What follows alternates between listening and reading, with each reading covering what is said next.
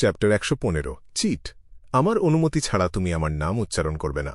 Gathering শেষ হওয়ার কয়েক মিনিট পরেও অড্রে আর আলজার, যারা যথাক্রমে নিজের শোবার ঘরে আর জাহাজে ফিরে এসেছিল, তাদের কানে তখনও মিস্টার ফুলের কথাগুলো প্রতিধ্বনিত হচ্ছিল। রহস্যময় আর শক্তিশালী মিস্টার ফুলের সম্পর্কে তাদের যে ধারণা ছিল, স্বাভাবিক সময়ে সে শান্ত, স্থির আর অতল গভীর, আজ সেই মানুষটাই এত কঠোর, এত কর্তৃত্বপূর্ণ মনোভাব দেখাল, যেটা খুবই বিরল। আর ঠিক এই কারণেই তারা দুজনেই অস্বাভাবিক রকম আতঙ্কিত হয়ে পড়েছিল। আন্তরিকভাবেই তারা তার ইচ্ছার কাছে মাথা নত করল। এই ধরনের কথা তাদের কাছে একেবারে অপরিচিত ছিল না, কিন্তু এরকম নির্দেশ সাধারণত লেখা থাকে দ্য রেভেলেশন অফ এভারনাইট কিংবা দ্য বুক অফ স্টর্মসের পাতায়। টিনজেন সিটির ওয়েস্ট বরোতে ড্যাফোডিল স্ট্রিটে ক্লাইন পর্দা সরিয়ে দিল, আর সোনালি রোদ ঢুকে পড়ল তার শোবার ঘরে। জাস্টিস আর দ্য হ্যাংডম্যান চলে যাওয়ার পর সে সেই তারাটা পরীক্ষা করেছিল, যেটা থেকে আগে একটা প্রার্থনা পাঠানো হয়েছিল, কিন্তু এবার কোনো তথ্য পায়নি। লাল তারাটার প্রার্থনা সংরক্ষণ করার ক্ষমতা আছে অনেকটা অফলাইন মেসেজ পাঠানোর মতো। ক্লাইন বিশ্বাস করত যে জটুন ভাষায় কথা বলা সেই তরুণটা গত দুবার সে দৈত্যের উপরের জগতে প্রবেশ করার পর থেকে আর প্রার্থনা করেনি। এটা তার মনে সন্দেহ জাগাল যে হয়তো সেই তরুণের বাবা মায়ের আর কোনো আশা নেই, আর ছেলেটা হাল ছেড়ে দিয়েছে। রোদ পিঠে রেখে ক্লাইন বিছানার কিনারায় গিয়ে শুয়ে পড়ল। নড়তে চাইছিল না। সে জানত যে সময় নষ্ট করা উচিত না, ডিভিনেশন ক্লাবে যাওয়া উচিত, পোষণ হজমের প্রক্রিয়া চালিয়ে যাওয়া উচিত, কিন্তু নড়তে চাইছিল না। চুপচাপ বিছানায় শুয়ে রইল, বিরল ছুটিটা উপভোগ করছিল। মঙ্গলবার থেকে শুক্রবার পর্যন্ত তার সময়সূচি ঠাসা। সকালে মিস্টিসিজমের ক্লাস আর প্র্যাকটিক্যাল, বিকেলে শুটিং আর কমব্যাট ট্রেনিং। সন্ধ্যা হতে হতেই মানসিকভাবে ক্লান্ত হয়ে যেত। শনিবার সকালের রুটিন একই ছিল, কিন্তু বিকেলে চাইনিজ গেট পাহারা দিতে হতো। রবিবারের ভোর পর্যন্ত মাটির নিচে থাকতে হতো। রবিবার সকাল ছিল ক্লাইনের ঘুমের ঘাটতি পূরণের সময়। বিকেলে পরিস্থিতি বুঝে ডিভিনেশন ক্লাবে যাওয়া হতো বা হতো না। সোমবার সকালে খোই ইউনিভার্সিটি থেকে ফিরে বিকেলে টার গ্যাদারিং আর সাথে সিআর হিসেবে অভিনয়ের বিষয়টা নিয়েও ভাবতে হতো। মানে পুরো সপ্তাহটাই ব্যস্ততায় কেটেছে, বিশ্রামের কোনো ফুরসত ছিল না। তাই ক্লাইন এখন শুধু আলসেমি করতে চাইছিল, বিছানায় একজন হতভাগার মতো পড়ে থেকে কিছুই না করে শুধু দিবার স্বপ্ন দেখতে। না, একটা কাল্টের বস এত অকেজো হলে চলবে? মিস জাস্টিস আর মিস্টার হ্যাংডম্যান যদি জানতে পারে আমার সম্পর্কে, তাদের ধারণাটাই ভেঙে চুরমার হয়ে যাবে। ক্লাইন কম্বলে মুখ গুঁজে নিজেকে অনুপ্রাণিত করল। আমার কাছে ক্লাউন পোষণের ফর্মুলা আছে, এখন শুধু সিআর পোষণটা পুরোপুরি হজম করতে হবে। আমার কাছে ক্লাউন পোষণের ফর্মুলা আছে, এখন শুধু সিআর পোষণটা পুরোপুরি হজম করতে হবে। বারবার বিড়বিড় করে বলল, তারপর উঠে বসল। ক্লাইন পকেট থেকে একটা ব্রোঞ্জের মুদ্রা বের করে দ্রুত ডিভিনেশন করল। আজ ক্লাবে যাওয়া তার জন্য উপযুক্ত কিনা। স্পষ্ট ইতিবাচক উত্তর পেল। 5, 4, 3, 2, 1। কাউন্টডাউন শেষে জোর করে সোজা হয়ে দাঁড়াল, জামার র্যাকের কাছে গিয়ে স্যুট আর হ্যাট বেছে নিল। হাউস স্ট্রিটের ডিভিনেশন ক্লাবের মিটিং রুমে ক্লাইন একটা ছায়াঘেরা কোনায় বসে সিবে ব্ল্যাক টি চুমুক দিতে দিতে টিনজেন সিটি অনেস্ট পেপার পড়ছিল। তার আশেপাশে বেশি মেম্বার ছিল না, 6-7 জন মাত্র। একটা চাকরির বিজ্ঞাপনে ব্যাকরণের ভুল দেখে হাসছিল। ঠিক সেই সময় দেখল গ্লাসিস ঢুকছে, এক চোখে মনোকল, হাতে সিল্কের টপ হ্যাট। তার পাশে 30-এর কোঠায় একজন নীল পোশাক পরা মহিলা। মহিলাটার বাঁকানো ভ্রু, বড় বড় কিন্তু নিষ্প্রভ চোখ। বাঁ হাতে একটা ইন্টিস হ্যাট ধরা, যেটায় কালো রাজহাঁসের পালক দিয়ে সাজানো। ওই হ্যাটটা হাস্যকর। ওটা পড়লে ঘাড় ব্যথা হবে না। ক্লাইন মনে মনে ভাবল, তাকিয়ে দেখল, তারপর ভ্রুর মাঝখানে আঙুল দিয়ে ম্যাসাজ করল, যেন ক্লান্তি দূর করছে। স্পিরিট ভিশনের মধ্য দিয়ে সে লক্ষ্য করল গ্লাসেস আর মহিলা দুজনেই শারীরিকভাবে সুস্থ, কিন্তু উদ্বিগ্ন, ক্ষুব্ধ আর বিচলিত। শুভ বিকেল, গ্লাসেস। সেই মিস্টার লেনেভুস বিশ্বাসযোগ্য ছিল না, তাই না? ক্লাইন হেসে জিজ্ঞেস করল, বসা অবস্থাতেই। গ্লাসেস তাকে আগে একবার লেনেভুসের স্টিল কোম্পানিতে বিনিয়োগ নিয়ে ডিভিনেশনের জন্য বলেছিল।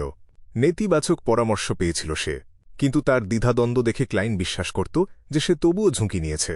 ক্লাইন আশা করেছিল লোকটা সব সর্বস্ব খাটায়নি, তাই গ্লাসিসের আবেগের রং দেখেই সাথে সাথে সংযোগ আর সিদ্ধান্তে পৌঁছে গেল। গ্লাসিস এক মুহূর্ত জমে গেল, তারপর তিক্ত হাসি দিল। আমি সত্যিই অনুতাপ করছি যে তোমার ডিভিনেশনের পরামর্শ শুনিনি। হ্যাঁ, এটা দ্বিতীয়বার আমি এরকম কথা বলছি। আশা করি না, আমি বিশ্বাস করি তৃতীয়বার বলতে হবে না। সে মাথা ঘুরিয়ে কিছু বলিরেখা ওঠা মহিলাটার দিকে তাকাল। মিস ক্রিস্টিনা, দেখো, মিস্টার মোরেত্তি আমরা কিছু বলার আগেই আমাদের আসার উদ্দেশ্য বুঝে ফেলেছে। সে আমার দেখা সবচেয়ে অসাধারণ ভাগ্য গণনাকারী। আমি তাকে সিআর বলে বর্ণনা করতে পুরোপুরি ইচ্ছুক। শুভ বিকেল, মিস্টার মোরেত্তি। আমরা ঠিক লেনেভুসের কারণেই এসেছি। ক্রিস্টিনা সামান্য মাথা নুইয়ে বলল, স্পষ্টতই উদ্বিগ্ন আর বিচলিত। টোপাজ রুমে যাব? গ্লাসিস বেশ সংযত ছিল। চিবুক দিয়ে মিটিং রুমের দরজার দিকে ইশারা করল। ক্লাইন হেসে উঠে দাঁড়াল। এটাই তো একজন ভাগ্য গণনাকারীর কাজ। সে খালি টোপাজ রুমের দিকে পা বাড়াল। গ্লাসিস কাঠের দরজা তালা দিয়ে দীর্ঘশ্বাস ফেলতে ফেলতে নিজের আসনে গেল। লেনেভুস নিখোঁজ হয়ে গেছে। সে অজুহাত দিল যে সিভেলাউস কাউন্টিতে খনন কাজ তদারকি করতে যাচ্ছে আর টিনজেন থেকে বেরিয়ে আর ফেরেনি। আমরা স্টিম লোকোমোটিভে কাউকে পাঠিয়ে খোঁজ করলাম আর জানতে পারলাম যে সে যে বিশাল স্টিলের খনির কথা বলেছিল সেটা শুধু মানচিত্রেই ছিল। আমার সৌভাগ্য যে তোমার পরামর্শের কথা মনে পড়েছিল, তাই যতটা বিনিয়োগ করতে চেয়েছিলাম তার 3 ভাগের 1 ভাগ করেছিলাম। না হলে পরিবার আর জীবন দুটোই হারাতাম। ক্লাইন সামনে বসা দুজনের দিকে স্বাভাবিকের চেয়ে গাঢ় চোখে তাকাল। একটু কৌতূহলী হয়ে জিজ্ঞেস করল, এত বড় একটা আর্থিক সিদ্ধান্ত নেওয়ার আগে তোমরা কি কোনো প্রতিনিধি পাঠিয়ে সিভেলাউস কাউন্টির হর্নাসিস পর্বতশ্রেণীতে যাচাই করে দেখনি যে সে যা বলেছিল সেটা সত্যি কিনা? ক্রিস্টিনা দ্রুত উত্তর দিল, আমাদের প্রতিনিধিকে বোকা বানানো হয়েছিল। লেনেভুস যাদের নিয়োগ করেছিল তাদের দিয়ে, সে যে জায়গা ভাড়া নিয়েছিল সেটা দিয়ে, আর যে জমি বেড়া দিয়ে ঘিরে রেখেছিল সেটা দিয়ে। ক্লাইন আর প্রশ্ন করল না। সিয়ারের ভাব বজায় রেখে জিজ্ঞেস করল, আজ কি ডিভাইন করতে চাও? আমরা দেখতে চাই এটা উদ্ধারযোগ্য কিনা। ক্রিস্টিনা গ্লাসিসের দিকে তাকিয়ে বলল। ক্লাইন একটা কাগজ আর ফাউন্টেন পেন নিল। তাহলে অ্যাস্ট্রোলেব ডিভিনেশন করি। আমি জিজ্ঞেস করব, তোমরা উত্তর দেবে। প্রশ্নগুলোর ফাঁকে ফাঁকে ক্লাইন থান্ডারাস নক্ষত্রমণ্ডল আর বিভিন্ন পরিস্থিতির সংশ্লিষ্ট প্রতীকগুলো চিহ্নিত করে অ্যাস্ট্রোলেব সম্পূর্ণ করল। সে তার অ্যাস্ট্রোলেবে সাধারণ মানুষের চেয়ে বেশি উপাদান ব্যবহার করেছিল। যে পদ্ধতিতে সে অ্যাস্ট্রোলেব ব্যাখ্যা করতে যাচ্ছিল সেটা তাকে সত্যের আরও কাছে নিয়ে যাবে। ম্যাডাম, স্যার, তোমরা এখন একটা মোড়ে দাঁড়িয়ে আছো। যদি নিজেদের সামলাতে না পারো, লোভ আর উদ্বেগের কাছে হার মানো, তাহলে আরও গভীরে তলিয়ে যাবে, কখনো মুক্তি পাবে না। কিন্তু যদি ধৈর্য ধরতে পারো, লোভ না করে অপেক্ষা করতে পারো, তাহলে আলো দেখার সুযোগ আছে। ক্লাইন ধীরস্থির গলায় বলল। আমি বুঝেছি। ক্রিস্টিনা মাথা নাড়ল। একটু ভেবে বলল, মিস্টার মোরেত্তি, তুমি কি লেনেভুসের অবস্থান ডিভাইন করতে পারবে? না, আমার মনে হয় না। লেনেভুস যেসব তথ্য রেখে গেছে সেগুলো সম্ভবত ভুয়া, এমনকি তার নামটাও আসল নাও হতে পারে। আমি কিভাবে ডিভাইন করব? যদি না তুমি আমাকে খুব নির্দিষ্ট কোনো তথ্য দিতে পারো, অথবা এমন কোনো জিনিস যেটা সে সবসময় সাথে রাখত। ক্লাইন সৎভাবে উত্তর দিল। ক্রিস্টিনা কিছুক্ষণ চুপ থেকে একটা সোলি নোট ক্লাইনের দিকে ঠেলে দিল। গ্লাসিসের কাছে শুনেছি তুমি একজন সত্যিকারের সিয়ার, যে ভাগ্যকে সম্মান করে, ভয় করে আর অর্থের লোভ করে না। বাকিটা ক্লাবকে টিপস হিসেবে দিচ্ছি, ভেবে নিও। তোমার আস্থার জন্য ধন্যবাদ। ক্রিস্টিনা উঠে দাঁড়িয়ে বিদায় নিয়ে দ্রুত বেরিয়ে গেল। অর্থের লোভ করে না, না, আমি তো একজন বস্তুবাদী মানুষ। ক্লাইন ভণ্ড সেজে বসে থাকার জন্য অনুতাপ করল। ক্রিস্টিনাকে যেতে দেখে গ্লাসিস দরজা বন্ধ করে জিজ্ঞেস করল, সত্যিই কি কোনো উপায় নেই? উপায় তো এইমাত্র বলে দিলাম। ক্লাইন হেসে পিছনে হেলান দিল। গ্লাসিস দীর্ঘশ্বাস ফেলল। লেনেভুস 10,000 পাউন্ডের বেশি নিয়ে পালিয়েছে, আর তার শিকারের সংখ্যা 100 জনেরও বেশি। আমার সৌভাগ্য, আমি মাত্র 50 পাউন্ড খুইয়েছি। ওটা ছিল আমার সঞ্চয়, ঋণ নেই। কিন্তু মিস ক্রিস্টিনা 150 পাউন্ড বিনিয়োগ করেছিল। তার জন্য এটা সহজে বহনযোগ্য অঙ্ক না। পুলিশে খবর দিয়েছ? 10,000 পাউন্ডের অঙ্কটা শুনে ক্লাইনের ভেতরে হঠাৎ এই প্রতারকের প্রতি ক্রোধ জেগে উঠল। ওই পরিমাণ টাকা থাকলে ব্যাকল্যান্ডেও ধনী বলা যায়। জানি না পুলিশ কি নাইট হক্স, ম্যান্ডেটেড পানিশার্স বা মেশিনারি হাইভমাইন্ডের সাহায্য নেবে এরকম একটা সাধারণ কেসের জন্য। ক্লাইন একটু অন্যমনস্ক হয়ে ভাবল। গ্লাসিস মাথা নাড়ল। আমরা ইতিমধ্যে পুলিশে রিপোর্ট করেছি। পুলিশ এই কেসে অনেক মনোযোগ দিচ্ছে। অনেক আলোচনার পর আমরা রাজি হয়েছি যে যা উদ্ধার হবে তার একটা অংশ পুরস্কার হিসেবে দেব।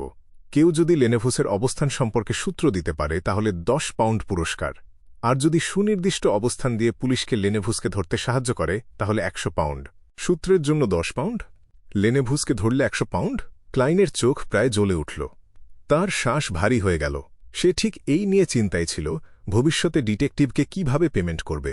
এই সপ্তাহে 3 পাউন্ড অতিরিক্ত বেতন পেয়ে কোনোমতে দ্বিতীয় কিস্তির পেমেন্ট দিতে পারবে। কিন্তু যদি গোয়েন্দা আগামী সপ্তাহের মধ্যেই কাজ শেষ করে ফেলে, তাহলে যা দেওয়ার কথা দিয়েছে তা মেটাতে পারবে না। কয়েক সুলি কম পড়বে যদি এই সপ্তাহে অন্য কোথাও সঞ্চয় খরচ করতে না হয়। হয়তো পুলিশের কাছে লেনেভুসের কিছু জিনিসপত্র থাকবে, কিন্তু সে যদি ইতিমধ্যে টিনজেন ছেড়ে চলে গিয়ে থাকে তাহলে সেগুলো খুব একটা কাজে আসবে না। ক্লাইন উত্তেজনা আর হতাশার মিশ্র অনুভূতিতে ভুগল। পরবর্তী 1.5 ঘণ্টায় অ্যাঞ্জেলিকার সুপারিশে ক্লাইন আরও 2 জন কাস্টমার পেল। একজন এসেছিল 1 বছর বয়সী একটা বাচ্চার ডিভিনেশনের জন্য।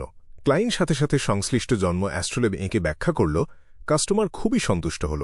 অন্যজন এসেছিল একটা জিনিস খোঁজার জন্য, ক্লাইন ট্যাড রিডিং ব্যবহার করল, তার সাথে ড্রিম ডিভিনেশন জুড়ে দিল আর একটা সাধারণ এলাকা বলে দিল। কাস্টমার রীতিমতো চমকে গেল, কারণ এত নির্ভুল তথ্য দিতে পারে এমন ভাগ্য গণনাকারী সে কখনো দেখেনি। হয়তো শুধু ডিভিনেশন করেই যথেষ্ট টাকা জোগাড় করা সম্ভব। কিছু টিপস পেয়ে ক্লাইন হ্যাট মাথায় দিল, হাতে ছড়ি নিল আর ক্লাবের বাইরে যাওয়ার পথে হাঁটতে শুরু করল। ঠিক এই মুহূর্তে সে দেখল ক্রিস্টিনা আবার ক্লাবে ঢুকছে, পাশে সানহ্যাট পরা একটা ছোট মেয়ে। ক্রিস্টিনা ক্লাইনকে দেখে সোজা তার কাছে এলো, চাপা গলায় জিজ্ঞেস করল, মিস্টার মোরেত্তি, তুমি বলেছিলে যে লেনেভুসের নিজস্ব কোনো জিনিস থাকলে তার অবস্থান ডিভাইন করার চেষ্টা করতে পারো। হ্যাঁ, ঠিকই। ক্লাইন মাথা নাড়ল। ক্রিস্টিনা স্বস্তির নিঃশ্বাস ফেলল আর গম্ভীর গলায় জিজ্ঞেস করল, তাহলে তার সন্তান কি তার নিজস্ব কিছু হিসেবে গণ্য হবে? ক্লাইন মুহূর্তের জন্য থমকে গেল।